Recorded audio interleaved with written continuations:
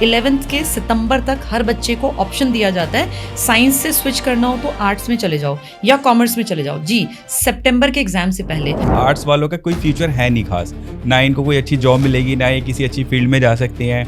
तो ये भी एक कहीं ना कहीं लोगों की सोच है। नई शिक्षा नीति का मेन फोकस है कि ये आर्ट साइंस कॉमर्स ना रहे, अपनी पसंद के सब्जेक्ट बच्चा पढ़े। लेकिन साइंस मैथ्स इतने बच्चे पढ़ लेंगे, इतने बच्चे MBBS कर लेंगे, इतने बच्चे, क्योंकि प्राइवेट बहुत सारी यूनिवर्सिटीज और कॉलेजेस कराते हैं, इतने बच्चे बीटेक कर लेंगे कि एक बड़ी फौज तैयार हो गई। इनको खपाएंगे कहाँ? तो अभी हमारे जैसे हिस्ट्री में काफ़ी चेंज कर रहे हैं, और आज कुछ लोगों का ऐसा मानना है कि आज AI के ज़माने में हमें वो पढ़ाया जा रहा है जो कभी हमारे बाबा आदम के ज़माने में पढ़ाया जाता था। मैं चाहूँगी एक अच्छी बात क्या हुई है, साउथ इंडियन हिस्ट्री पहले हमारी किताबों में नहीं थी। मैंने जो देखा 7th क्लास की NCERT में बहुत अच्छे तरीके से NCERT की 7th क्लास की किताबों में पूरी साउथ की हिस्ट्री को एक्सप्लेन किया गया। 2 चीज़ों से अपने बच्चे को हमेशा बचा के रखना है, एक नशे से और एक गलत संगत से, क्योंकि नशा शरीर खराब करता है और गलत संगत तो पूरी तरह जीवन बर्बाद करती है। बहुत से बंदे बहुत कंफ्यूज रहते हैं कि आर्ट साइड लें, कॉमर्स लें या साइंस साइड लें। वो कैपेबल होते हैं साइंस के लिए भी, पर उनका मन करता है मैं शायद कॉमर्स ले लेता हूँ। तो जो एक कन्फ्यूज़न है बच्चे वो कैसे क्लियर कर सकते हैं, कि आप अगर उन्हें बताएं कि कैसे आपको चूज़ करना चाहिए कि आपको कौन सा सब्जेक्ट लेना चाहिए। मुझे ऐसा लगता है 2 चीज़ें बहुत मैटर करती हैं, एक आपके परिवार के अंदर का जो माहौल है वो, और दूसरा उसका फ्रेंड सर्कल। इन 2 का इम्पैक्ट सबसे ज़्यादा पड़ेगा। अगर मैं डॉक्टर हूँ, मेरी वाइफ डॉक्टर है, तो मैं चाहूँगा मेरा बेटा भी डॉक्टर बने। सेम अगर मैं एडवोकेट हूँ तो मैं पहला प्रेफरेंस ये करूँगा कि नहीं, मेरा बेटा भी एडवोकेट बने, और उसी हिसाब से हम उसको प्रेशर करते हैं कि आप सब्जेक्ट को सिलेक्ट करो। तो इसमें मैम हमें क्या करना चाहिए? और वो चैप्टर एक समझ देता है कि साउथ में कैसे हम लोगों ने एक डेवलपमेंट का फेज देखा। आप कभी अगर घूमने जाएं तो साउथ के मंदिर, उनका आर्किटेक्चर देखने लायक है। साउथ इंडिया अपने आप में बहुत खूबसूरत है। कुछ पेरेंट्स हैं जो अपने बच्चों से कोशिश करते हैं एक दोस्त की तरह कनेक्शन बनाने के लिए, तो उनको ऑफर करते हैं कि ठीक है आज मैं हम पार्टी कर रहे हैं तो तुम मेरे साथ में एक ड्रिंक ले ले, कोई प्रॉब्लम नहीं है, मैं तेरे दोस्त की तरह ट्रीट करूंगा। तो वो आज की जनरेशन के लिए कितना सही है या वो कहीं ना कहीं गलत है? लेकिन ये भी ध्यान रखना है कि वो फ्री इतना ना हो कि बच्चा जो है नशे गंदगी की तरफ चला जाए, कि ये भी तो फ्रीडम का एक पार्ट है, ये भी हमें समझना पड़ेगा।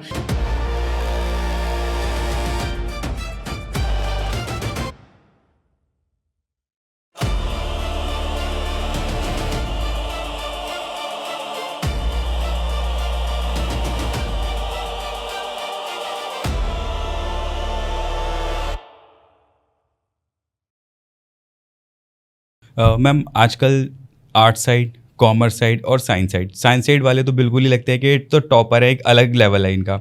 लेकिन जो आर्ट्स वाले होते हैं उनको बिल्कुल ऐसे एक मार्जिन पे खड़ा किया हुआ है कि ये तो बिल्कुल पता नहीं क्या ही ले रखा है, हमारे साथ बैठने लायक नहीं है ये। मुझे ऐसा लगता है, देखिए, एक तो पहली बात तो नई शिक्षा नीति जो आई है ना, ये काफ़ी हद तक इस प्रॉब्लम से ओवरकम करवा देगी। लेकिन प्रॉब्लम ये है कि इंडिया में चीज़ें कागज़ों पे आती हैं, रियलिटी में ग्राउंड पे आने में उसको बहुत समय लग जाता है।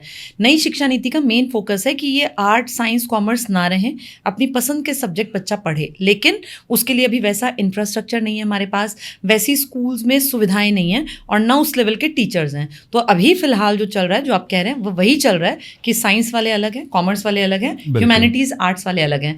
और सच्चाई यही है, एक नॉर्मल पढ़ा लिखा इंसान उसको लगता है कि अगर बच्चा साइंस स्ट्रीम से पढ़ रहा है तो वो इंटेलिजेंट रहा होगा, 90% प्लस वाला रहा होगा। जो बच्चा कॉमर्स पढ़ रहा है ये 70, 75, 80 या कोई खुशी से पढ़ रहा है तो इक्का दुक्का 90 वाला मिलेगा। और जो बच्चा ह्यूमैनिटीज़ या आर्ट्स पढ़ रहा है, हो ना हो ये पढ़ने में बिल्कुल बुद्धू था, इसका पढ़ाई से कोई लिंक नहीं था, ज़बरदस्ती पेरेंट्स खींच के इसको पढ़ाई की तरफ लाए और इसको गिरते पड़ते कुछ नहीं मिला तो इसको एक धक्का मार दिया कि आर्ट्स में चला जा। और एक मैम ये भी माना जाता है कि आर्ट्स वालों का कोई फ्यूचर है नहीं खास, ना इनको कोई अच्छी जॉब मिलेगी, ना ये किसी अच्छी फील्ड में जा सकते हैं। तो ये भी एक कहीं ना कहीं लोगों की सोच है। हाँ, लेकिन मैं आपको बता दूं सर, जितना मैं समझ पाई हूँ सोसाइटी में आज ना, ठीक ठाक सा एवरेज बच्चा भी साइंस पढ़ रहा है। इस देश की जो आबादी है पढ़ाई के फील्ड में, उसका बहुत बड़ा हिस्सा साइंस पढ़ने लगा, जिनके अंदर कैलिबर भी नहीं था। बस पेरेंट्स ने पैसा लगाया, ज़बरदस्ती कोचिंग्स दिला के कि नहीं साइंस पढ़ना है, नहीं साइंस पढ़ना है। अब वो बच्चे ना, उनके अंदर कैलिबर तो था नहीं, ज़बरदस्ती के धक्के से वो चले तो गए, एक प्रेशर में आके उन्होंने लेकिन वो उस फील्ड को बहुत ज़्यादा आगे जाके, मैं ये मानती हूँ सक्सेसफुल होना इतना आसान नहीं होता। सक्सेस तब मिलती है जब आपका इंटरेस्ट हो, उस फील्ड में। तो आज जो दिख रहा है ना, आने वाले 5-7 साल में ह्यूमैनिटीज़ में अच्छे बच्चे आने बंद हो जाएंगे और इसका फ्यूचर आने वाले टाइम में ब्राइट होगा, क्योंकि जिस तरफ कम भीड़ होगी वहाँ चीज़ों की धीरे धीरे डिमांड ज़्यादा हाँ। बढ़ेगी। और आप एक चीज़ और देखेंगे कि साइंस मैथ्स इतने बच्चे पढ़ लेंगे, इतने बच्चे MBBS कर लेंगे, इतने बच्चे, क्योंकि प्राइवेट बहुत सारी यूनिवर्सिटीज़ और कॉलेजेस कराते हैं, इतने बच्चे BTech कर लेंगे कि एक बड़ी फौज तैयार हो गई। इनको खपाएंगे कहाँ? इतने, हाँ, इतने लोगों को आप खपाएंगे कहाँ? अब क्या होगा, जो ये ह्यूमैनिटीज़ वाले बच्चे थे ना, जो हिस्ट्री पढ़ा करते थे, या जो ह्यूमैनिटीज़ के बहुत सारे सब्जेक्ट, साइकोलॉजी एक बहुत उभरता हुआ सब्जेक्ट है, सोशियोलॉजी पढ़ते हैं लोग, फिलॉसफी पढ़ते हैं। इंसान और समाज की समझ देती है ह्यूमैनिटीज़। इंसान ने मैथ्स, साइंस, फिजिक्स बाद में डेवलप हुई चीज़ें, लेकिन सबसे पहले थी मानवता। और मानवता का जो पार्ट है ना, वो आज भी ज़्यादा अच्छे तरीके से समझ में आता है जब हम हिस्ट्री को, सोशियोलॉजी को, फिलॉसफी को रिलेट करते हैं। किसी इंसान के मन को पढ़ना, ये एक आर्ट है, और आर्ट्स वाले सब्जेक्ट्स आपकी हेल्प करते हैं सोसाइटी को समझने में। तो मुझे ऐसा फील होता है कि अब इस दौर में जहां हर इंसान दुखी है, पैसे कमाने वाला भी दुखी है, ज़्यादा कमाने वाला भी दुखी है, ना कमाने वाले धीरे धीरे सोसाइटी से बिल्कुल निकल जाएंगे, क्योंकि महंगाई इतनी है कि कमाना पड़ेगा। फिर एक दौड़ है कि कमाने के बाद क्या सच में खुश हैं लोग? खुशी ढूंढ रहे हैं। एक्चुअल में खुशी कहाँ है? विद इन, अंदर से आती है। तो किसी भी इंसान को ये बात समझने में थोड़ा सा साइकोलॉजी, सोशियोलॉजी, फिलॉसफी को जो पढ़ा इंसान होगा ना, वो समझेगा जल्दी। और जो मैथ्स, रीजनिंग के पीछे भागते गए, उन्हें वापस उस मंजिल को पाने के बाद लौट के समझ में आएगा कि असलियत वही थी, कि इंसान को समझना सबसे पहली प्रायोरिटी थी। तो मुझे ऐसा लगता है आने वाले दौर में ना, जब बहुत ज़्यादा लोग साइंस और कॉमर्स पढ़ चुके होंगे, तो आर्ट्स को वापस से इन सब्जेक्ट्स को पढ़ाना एक बेसिक नीड में शामिल होगा। और आप देखेंगे विदेशों में बहुत लोग दिल से पढ़ते हैं इन सब्जेक्ट्स को, इनफैक्ट इन पे रिसर्च करते हैं, और वो इन रिसर्चेस के थ्रू सोसाइटी में चेंजेस लाने का काम भी कर रहे हैं। मुझे लगता है आने वाला दौर ऐसा होगा और थोड़ा तेज़ी से चीज़ें इस तरह से आगे बढ़ेंगी, ये दौड़ बढ़ेगी। फिर जब इंसान बहुत परेशान हो जाएगा, जब उसे दिखेगा कि इस भाग दौड़ में रिश्ते खत्म हो गए, परिवार खत्म हो गए, समाज खत्म हो गया, फिर वापस लौटेगा और तब समझ में आएगा कि ह्यूमैनिटीज़ ही हमारे विकास का पहला आधार था, जिससे भागना बहुत बड़ी बेवकूफ़ी थी। सब डॉक्टर्स बन जाएंगे तो फिर देश समाज का क्या होगा? सब इंजीनियर बन जाएंगे तो कैसे चलेगा समाज? ठीक है, AI का ज़माना आ गया, बहुत सारी चीज़ें हमें बदलनी पड़ेंगी, ये एजुकेशन का सिस्टम भी बदलाव की डिमांड करता है। पर मुझे लगता है कुछ सब्जेक्ट कभी नहीं बदलेंगे जिनमें ह्यूमन साइकोलॉजी को पढ़ना भी ज़रूरत का पार्ट रहेगा। सोसाइटी कैसे डेवलप हुई है वो भी पढ़ना बहुत ज़रूरी है, और ये ह्यूमैनिटीज़ के ही सब्जेक्ट हैं। कुछ लोग हमेशा इनको पढ़ते रहेंगे, तभी ये सोसाइटी जीवंत रहेगी, अदरवाइज तो सब खत्म हो जाएगा। जी। और मैम, जैसे अभी AI की आपने बात करी है, तो अभी हमारे जैसे हिस्ट्री में काफ़ी चेंज कर रहे हैं, और आज कुछ लोगों का ऐसा मानना है कि आज AI के ज़माने में हमें वो पढ़ाया जा रहा है जो कभी हमारे बाबा आदम के ज़माने में पढ़ाया जाता था। आज जिसकी ज़रूरत है वो पढ़ाना चाहिए, ना कि पुराना जो पहले चला आ रहा है, एक हमारा जो कल्चर है, जो हिस्ट्री है, वो चली आ रही है। सो इसमें आपका क्या कहना है? देखिए, मुझे ऐसा लगता है कि हर इंसान को ना ये ज़रूर पता होना चाहिए कि मेरी जड़ें कहाँ से हैं। क्योंकि हिस्ट्री, कई लोग सोचते हैं कि हिस्ट्री का मतलब सिर्फ बाबर और इनको रट्टा मार लेना, नहीं।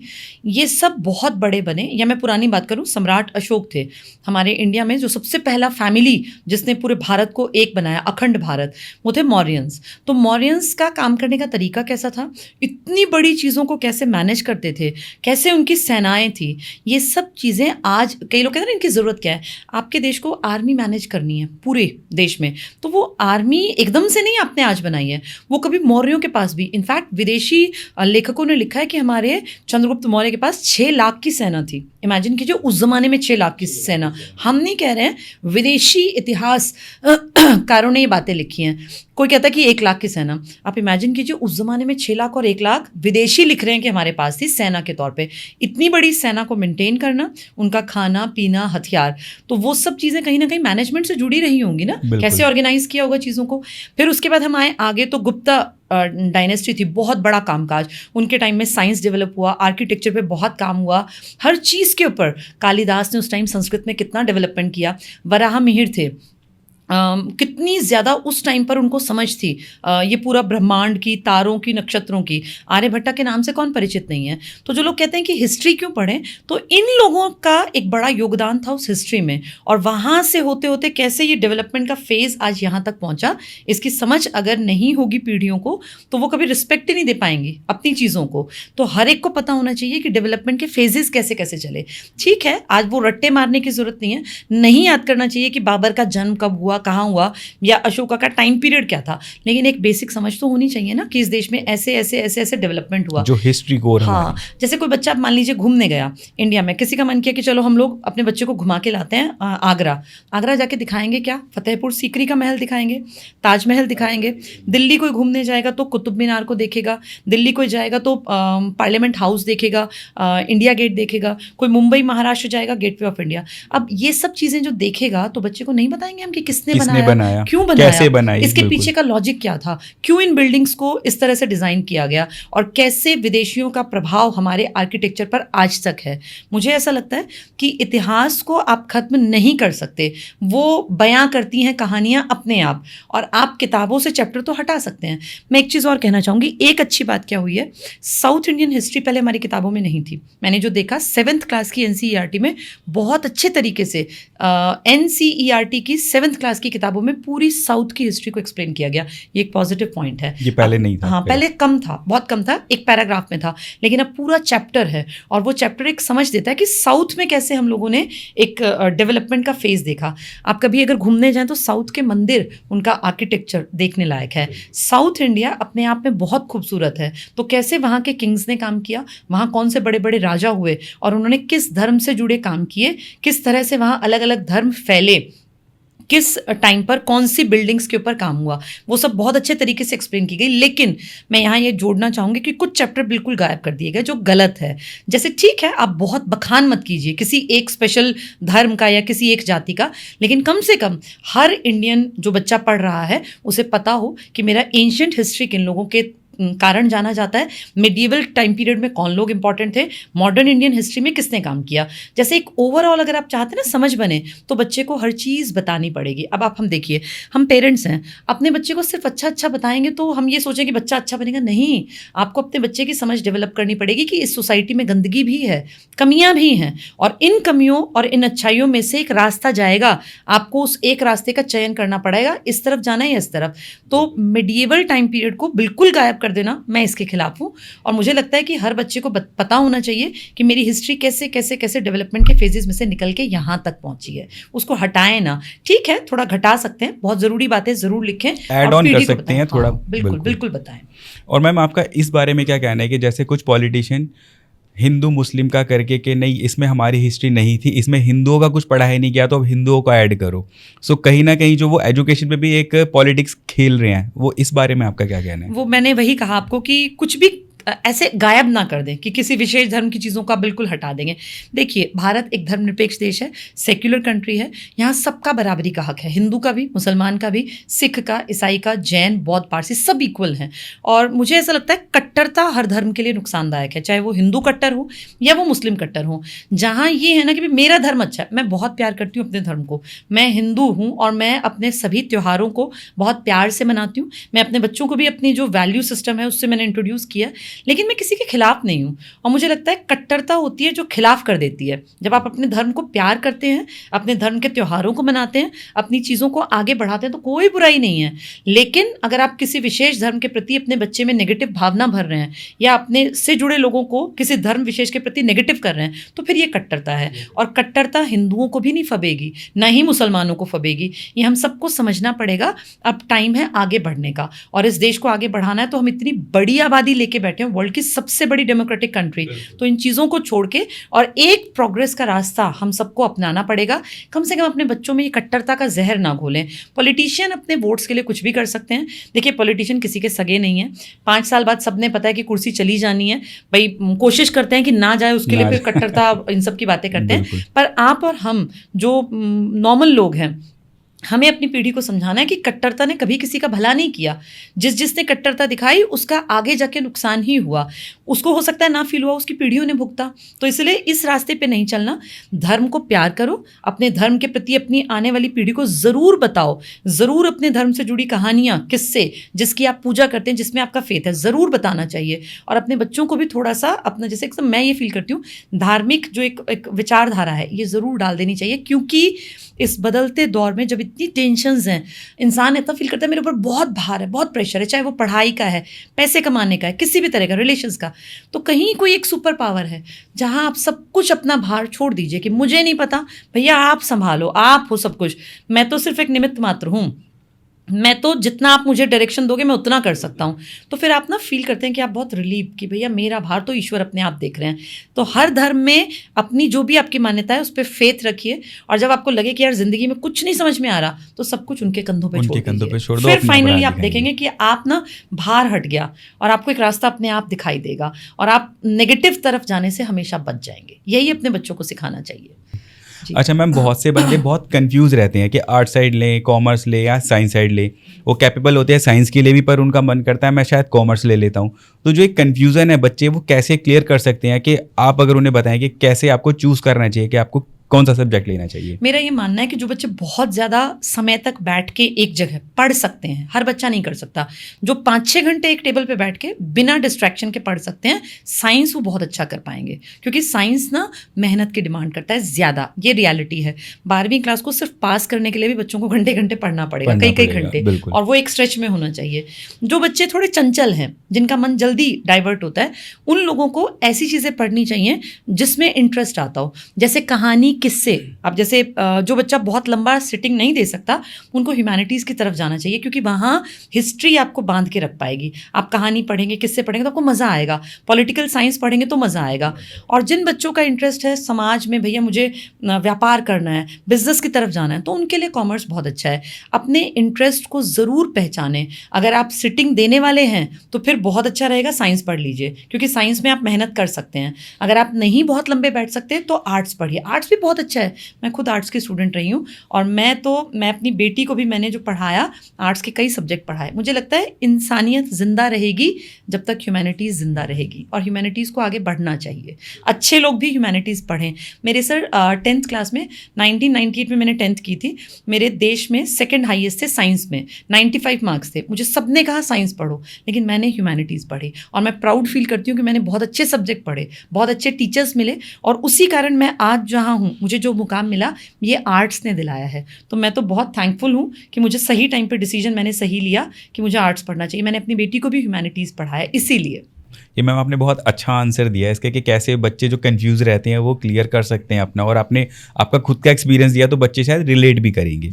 10th क्लास का बच्चा जो होता है मैम, वो कैसे डिसाइड करेगा कि उसको साइंस लेनी है या उसको कॉमर्स लेनी है? क्योंकि उसको तो अभी ये भी नहीं पता कि मैं बिजनेस करूंगा नहीं करूंगा, पढ़ सकता हूँ नहीं पढ़ सकता। जी, आजकल देखिए मुझे ऐसा लगता है पेरेंट्स सब पढ़े लिखे हैं। मैक्सिमम लोग अब जो जिनके बच्चे 10th तक हैं, वो मेजॉरिटी हिस्सा थोड़ा बहुत पढ़ लिख गया है। तो सबसे बढ़िया तो ये है कि पेरेंट्स हेल्प कर दें अगर वो पढ़े लिखे हैं। लेकिन कई बार ऐसा होता है मजदूरी करने वाले, किसानी करने वाले, लेबर क्लास को नहीं पता होता। तो ऐसे में ना अपने बच्चे को लेकर आसपास अगर इस तरह के कुछ लोग हैं जो सच में काम कर रहे हैं, कुछ NGOs भी होती हैं, कहीं इस तरह की कोचिंग्स भी होती हैं, जाकर बच्चे के साथ बातचीत करें। और मैं तो ये कहती हूँ कहीं ना जाएं तो अगर इस तरह के पॉडकास्ट भी देख लें तो बहुत लोग बहुत अच्छे सजेशंस दे देते हैं। बच्चे को बैठ के ना ये समझाना चाहिए कि बेटा अगर आप में कैलिबर है, आपको लगता है कि मैं 5-6 घंटे पढ़ पाऊंगा, मैं पढ़ सकता हूँ। 10th तक हो सकता है बच्चा बहुत चंचल हो, लेकिन मुझे लगता है कि 11वीं आते आते ना बच्चा थोड़ा मैच्योर हो जाता है, मेंटली भी थोड़ा सा उसमें फ़र्क आ जाता है। तो अगर उसे कहा जाए कि बेटा अगर तू 5-6 घंटे पढ़ पाए तो साइंस लेना। और एक अच्छी बात क्या है कि इंडिया में ना बच्चे को अपनी स्ट्रीम बदलने का भी मौका मिलता है। 11th के सितंबर तक हर बच्चे को ऑप्शन दिया जाता है, साइंस से स्विच करना हो तो आर्ट्स में चले जाओ या कॉमर्स में चले जाओ। जी, सितंबर के एग्जाम से पहले। तो बच्चा 3-4 महीने में अपने आप को देख लेगा कि यार ये तो मेरे पल्ले नहीं पड़ रहा है, मेरे बस की नहीं है, तो तुरंत से अपना क्लास को उसी टाइम Change पर कर लेगा। चेंज कर ले। और मैं ये पेरेंट्स को मैसेज देना चाहूँगी कि अगर आपका बच्चा चेंज करने के लिए कह रहा है तो उसको प्रेशराइज मत कीजिए। पेरेंट्स इस बात को समझें। कई बार पेरेंट्स क्या कहते हैं, अब ये किताबें आ गई हैं, इतना खर्चा कर दिया है, अब तू साइंस छोड़ेगा। तो ये बात समझनी चाहिए कि साइंस कोई हलवा नहीं है कि हर कोई इसको पचा लेगा। और मैम पेरेंट्स को ये भी लगता है ना कि साइंस ले ली, अब यार मैं समाज में क्या बोलूंगी समाज कि में, मेरे हाँ। बेटे ने साइंस लेके अब आर्ट्स पे रहा है, मतलब बस की नहीं था अब तेरे जैसे जो करना। बच्चे कहते हैं ना कि कौन चार लोग, तो पेरेंट्स पर भी लागू होता है कि कौन कौन चार चार लोग? लोग। Correct. कोई चार लोग कुछ नहीं कहने वाले। आपका बच्चा साइंस से पढ़े, कॉमर्स से पढ़े, आर्ट से पढ़े, जितने भी परसेंटेज लाए, अगर जिंदगी में कामयाब है तो आपकी इज्जत बढ़ेगी। और अगर वो 99% लाके भी कुछ नहीं कर पाया तो फिर आपको लोग हंसेंगे कि इनका बच्चा जो है उस टाइम पे रटंतुत होता था, मार्क्स ले आता होगा, जिंदगी में तो कुछ नहीं हासिल किया। तो ये पेरेंट्स को समझना चाहिए कि बच्चा अगर कह रहा है कि मुझे छोड़ना है कोई स्ट्रीम, तो तुरंत से आगे आगे कि ठीक है बेटा, हम तेरे साथ हैं, तो बस वो कर जो तुझे लगे कि मैं अच्छा कर सकता हूँ। पर इस अच्छा कर सकने में तेरा करियर सेट होना चाहिए। तो इस लायक ज़रूर बनना कि किसी के सामने हाथ ना फैलाना पड़े, उतना ज़रूर अपने आप को कैपेबल बना लेना। जी। पेरेंट्स होते हैं, अगर मैं डॉक्टर हूँ, मेरी वाइफ डॉक्टर है, तो मैं चाहूँगा मेरा बेटा भी डॉक्टर बने। सेम अगर मैं एडवोकेट हूँ तो मैं पहला प्रेफरेंस ये करूँगा कि नहीं, मेरा बेटा भी एडवोकेट बने, और उसी हिसाब से हम उसको प्रेशर करते हैं कि आप सब्जेक्ट को सिलेक्ट करो। तो इसमें मैम हमें क्या करना चाहिए? देखिए, ये ना दो बातें हैं इसमें। पहली बात यह है कि पेरेंट्स जिन्होंने अपना जीवन लगा दिया, भाई डॉक्टर का नाम बनने में 20-30 साल लग 20-30 जाते साल हैं। लग जाते पहले हैं। उसने अपने ऊपर मेहनत की, कम से कम 9-10 साल, 12-13 साल भी, क्योंकि डिपेंड करता है डिग्री कितनी ली है उसने। उसके बाद उसने प्रैक्टिस की होगी, अपना क्लिनिक खोला होगा, एक नाम कमाया। तो माँ बाप क्या चाहते हैं कि जो हमने जवानी के 20-30 साल इस नाम को कमाने में लगा दिए, उसका फल हमारा बच्चा उठा ले। और बच्चा अगर आके उसी जगह बैठने लगा, तो आप सोचिए कि उन्होंने एक बैकग्राउंड तैयार कर दिया था, बच्चे को वो बना हुआ प्लेटफॉर्म मिल गया। मुझे ऐसा लगता है कि इसमें कोई बुराई भी नहीं है अगर बच्चे का इंटरेस्ट है तो। एडवोकेट बने, पहले पढ़ाई की, फिर केसेस लड़े, नाम कमाया, तो वो चाहेंगे कि मैंने जो इतनी मेहनत की है, मेरे बच्चे को उस मेहनत का के बदले एक प्लेटफॉर्म मिल जाए और वो आगे जा पाए। अब किसी भी इंसान ने अगर कोई नौकरी की है तो उसके पास प्लेटफॉर्म तो होता नहीं है, तो वो क्या कोशिश करता है कि मेरा बच्चा जो है अपना एक प्लेटफॉर्म खुद से तैयार करे। और मैंने जितना देखा है, एक इंसान की ज़िंदगी निकल जाती है एक बढ़िया प्लेटफॉर्म बनाने में, उसकी पूरी ज़िंदगी निकल जाती है, तब उसके बच्चों को इसका फ़ायदा मिलता है। तो हाँ, ये रियलिटी है। डॉक्टर हमेशा चाहते हैं कि मेरा बेटा मेरे इस नाम को, इसी फील्ड को आगे बढ़ाए। उसको 50% काम किया हुआ मिल गया, 50 करते ही वो 100 पे पहुंच जाएगा। एडवोकेट भी यही चाहता है, तो इसमें बुराई नहीं है अगर बच्चे का इंटरेस्ट है। लेकिन अगर अलग हटके बच्चा कुछ करना चाहता है, तो पेरेंट्स इस बात को समझें कि हर किसी की ज़िंदगी अलग है, हर इंसान को ज़िंदगी एक बार मिली है। आपने एक प्लेटफॉर्म तैयार किया, लेकिन अगर आपका बच्चा नहीं चाहता उसमें जाना, तो फिर उसको ज़बरदस्ती प्रेशराइज मत कीजिए। हर कोई डॉक्टर नहीं बनना चाहता है, कुछ लोग आर्टिस्ट बनना चाहते हैं, कुछ लोगों का इंटरेस्ट है म्यूज़िक में, इंस्ट्रूमेंट्स में। तो पेरेंट्स अगर ये फील करते हैं कि भाई मेरे इस पूरे एम्पायर का जो मैंने खड़ा किया है, इसका क्या होगा, इंडिया में ये बहुत बड़ी प्रॉब्लम है। मुझे ऐसा लगता है आप इसके फ़ायदे बच्चे को ज़रूर दिखाइए कि भाई हमने जीवन गंवाया है, तब ये प्लेटफॉर्म बना है। अगर तुम फिर से जीरो से स्टार्ट करोगे तो तुम्हारा भी जीवन जाएगा। इतनी समझ देने के बाद अगर बच्चा कहता है नहीं मैं जीरो से ही स्टार्ट करूंगा, तो लेट हिम डू जो उसको करना है। कल को रिग्रेट ना करे कि भाई मेरे पेरेंट्स ने के कारण मुझे डॉक्टर बनना पड़ा। हम ये चाहते हैं कि हमारे बच्चे को सुख मिले, लेकिन अगर वो जीरो से स्टार्ट करना चाहता है और वो कष्ट लेके आगे बढ़ना चाहता है, खुश है, तो ठीक है, फिर उसका जीवन है। हाँ, उसको बता दीजिए ये, क्योंकि वो समझ उसको है नहीं कि बेटा 20 साल जब बिल्कुल वो होता है ना रगड़ा पट्टी के बिल्कुल घिस दिए हो, तब जाके आपका नाम बनेगा। ये पहले से बता देना होता है।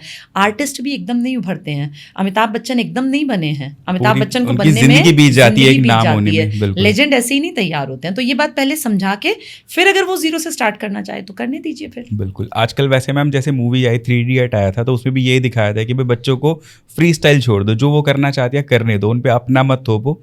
हाँ, लेकिन ये भी ध्यान रखना है कि वो फ्री इतना ना हो कि बच्चा जो है नशे गंदगी की तरफ चला जाए, कि ये भी तो फ्रीडम का ही पार्ट है। ये भी हमें समझना पड़ेगा। अपने बच्चे को फ्रीडम के साथ साथ ना, जैसे मेरा ये मानना है कि बच्चा नदी में जैसे पानी होता है, बह रहा है, दो तरफ किनारे हैं, किनारे ठीक ठीक चल रहे हैं, नदी का पानी एक लिमिट तक रहेगा।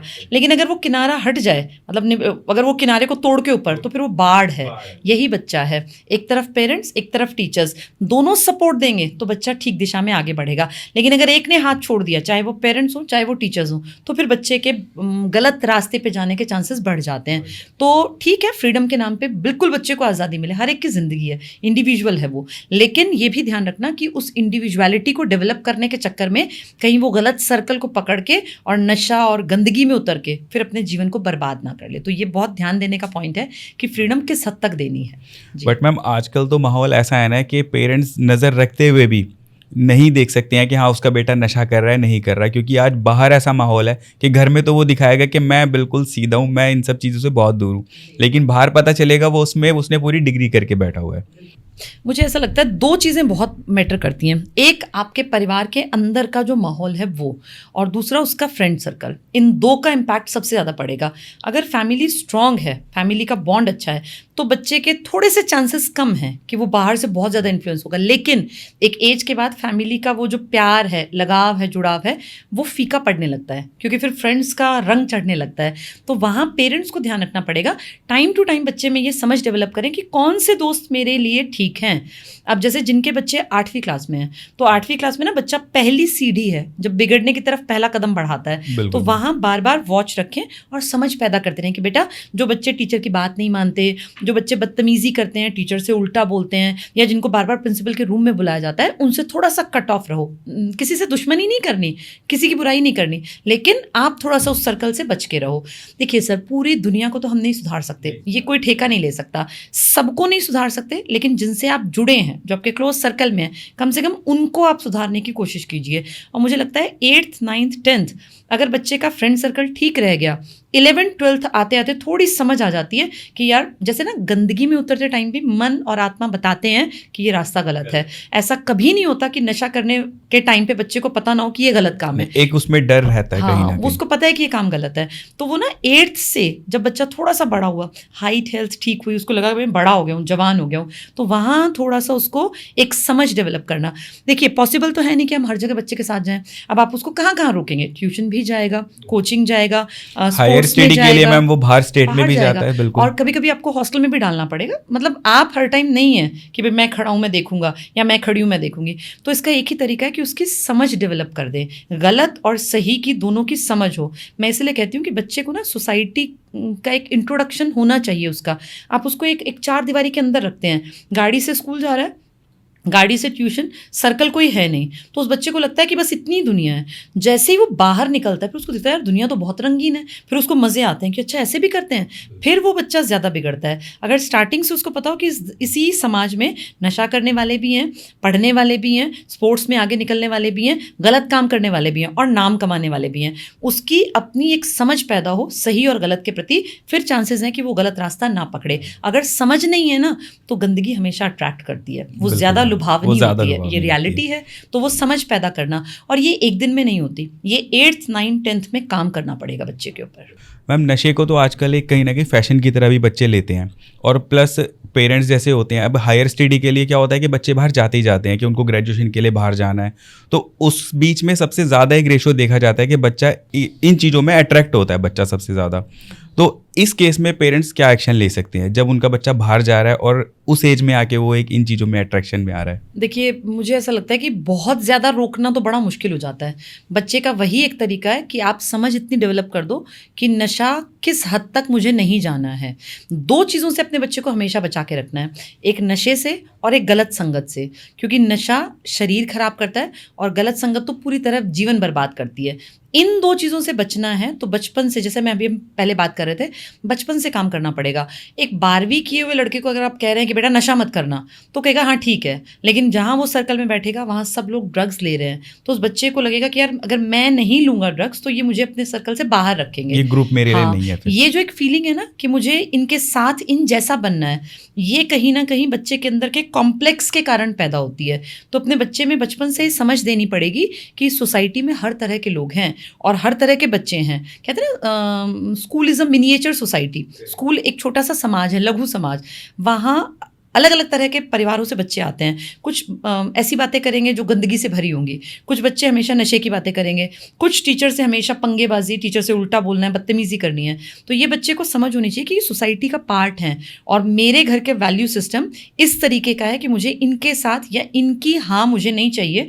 अगर ये अपने ग्रुप में मुझे शामिल नहीं करना चाहते तो मेरी तरफ से जाएं। हाँ, वो इस चीज़ को एक्सेप्ट करे कि अगर ये अपने सर्कल में मेरे साथ नहीं भी उठना बैठना मैं छोड़ दूंगा। बच्चे को ये पता होना चाहिए मुझे कहाँ जाके अपने किन लोगों का साथ छोड़ देना है। ये समझ पैदा करने के लिए पेरेंट्स को बहुत काम करना पड़ेगा, क्योंकि आज डिस्ट्रैक्शंस बहुत ज़्यादा हैं। निकलते ही घर से बाहर गंदगी पसरी पड़ी है, आपका बच्चा हर एक स्टेप पे गंदगी के गड्ढे हैं। तो उससे बचने के लिए बहुत ज़्यादा कॉन्शियसली अपनी पीढ़ी पर काम करना पड़ेगा। ये बहुत फैल गया, सच में चैलेंज है। मैं तो ये सोचती हूँ जिनके बच्चे आज ये 2-3-4 साल वाले हैं, ये जब जवान होंगे 13, 14, 15 में, तो कितनी दुनिया बदल चुकी है, कैसे इनको रोक के रखेंगे? बहुत बड़ा चैलेंज होने वाला है ये। वही एक बच्चों के माइंड में एक साइकोलॉजी हमें बनानी पड़ेगी कि जो सही है वो सही है, जो गलत है इसमें आपको ये नशे करने ही नहीं है। और क्यों गलत है? जैसे सिर्फ ये कह देना नशा मत करना, तो ये कोई पैरामीटर नहीं है।